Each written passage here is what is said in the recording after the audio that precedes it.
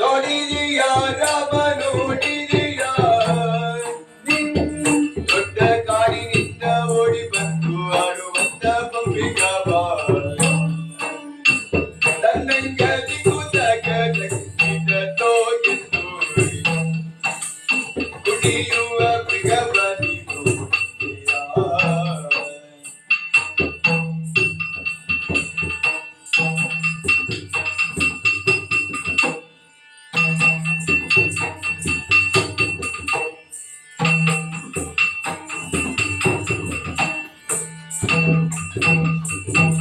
ನೋಡಿದೀಯಾ ರಾಮ ನೋಡಿದೀಯಾ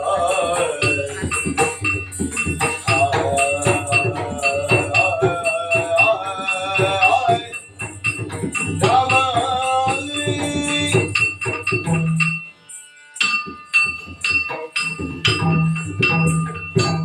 ಸ್ವಾಮಿ ಸೀತಾ ಪ್ರಕೃತಿಯ ಸೌಂದರ್ಯವನ್ನು ವೀಕ್ಷಿಸುತ್ತಿರುವಂತಹ ಸಮಯದಲ್ಲಿ ಆ ಕಡೆ ನೋಡಿದ್ದೀರಿ ಬಂಗಾರದ ಜಿಂಕೆಯೊಂದು ಅತ್ಯಂದಿತ್ತ ಓಡಾಡುವ ಚಂದವನ್ನು ನೋಡಿ ಸ್ವಾಮಿ ಆ ಜಿಂಕೆಯನ್ನು ಕಂಡಾಗ ಎತ್ತಿ ಮುದ್ದಾಡಬೇಕು ಎಂಬ ಹಾಗೆ ಮನಸ್ಸಾಗುತ್ತಾ ಹೋಗು ಆ ಜಿಂಕೆಯನ್ನು ಅರಸಿ ಅರಸಿ ನಿಮಗೆ ಭ್ರಮೆಗೊಳ್ಳಬೇಡವೇ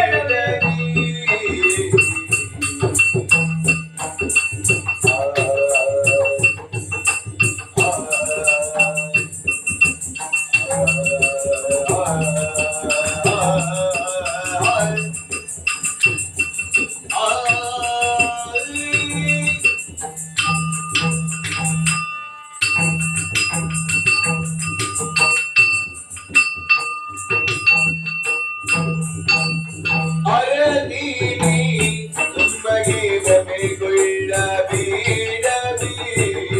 ಬೇಡವೇ ಸರಸಾದ ಮೃಗ ಅಲ್ಲವೂ ಅದು ಸರಸಿದ ಬಗೆಯಿಂದ ಅರುಳು ಮಾಡಲು ಬಂದ ಆ ಮೃಗವು ಸುಂದರ ಕಪಟಕಾರಿ ಅರಸಿ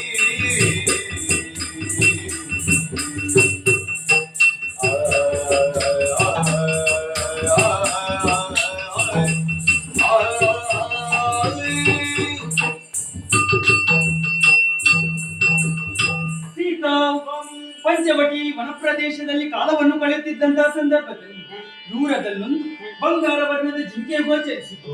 ಆ ಜಿಂಕೆಯನ್ನು ನೋಡಿದಂತಹ ನೀನು ಅದು ನನಗೆ ಬೇಕೇ ಬೇಕು ಎನ್ನುವ ಹಾಗೆ ಹೇಳುತ್ತಾ ಇರುವೆ. ನೀನು ತಿಳಿದಂತೆ ಅದು ನಿಜವಾದಂತಹ ಜಿಂಕೆ ಅಲ್ಲ, ಮತ್ತೆ ಅದು ಆ ರಾಕ್ಷಸರ ಕಪಟ. ಅದಕ್ಕಾಗಿ ಹೇಳುತ್ತಾ ಇದ್ದೇನೆ, ಆ ಜಿಂಕೆಯ ಆಸೆಯನ್ನು ಬಿಟ್ಟು ಬಿಡು. ಇಲ್ಲ ಸ್ವಾಮಿ, ಆ ಜಿಂಕೆ ನನಗೆ ಬೇಕೇ ಬೇಕು. ನಾನು ಎಷ್ಟು ಬೇಡವೆಂದರೂ ಕೇಳುವವಳು ನೀನಲ್ಲ. ಸರಿ, ಹಾಗಾದರೆ ನೀನು ನೋಡಿದಂತಹ ಜಿಂಕೆಯನ್ನು ತರಲು ಇದು ನಾನೇ ಹೊರಟೆ. ಆಗಲಿ. ಮಂಗಳ ಮಧ್ಯವತಾರನಿಗೆ ಜಯ ಮಂಗಳ ಕೂರ್ಮ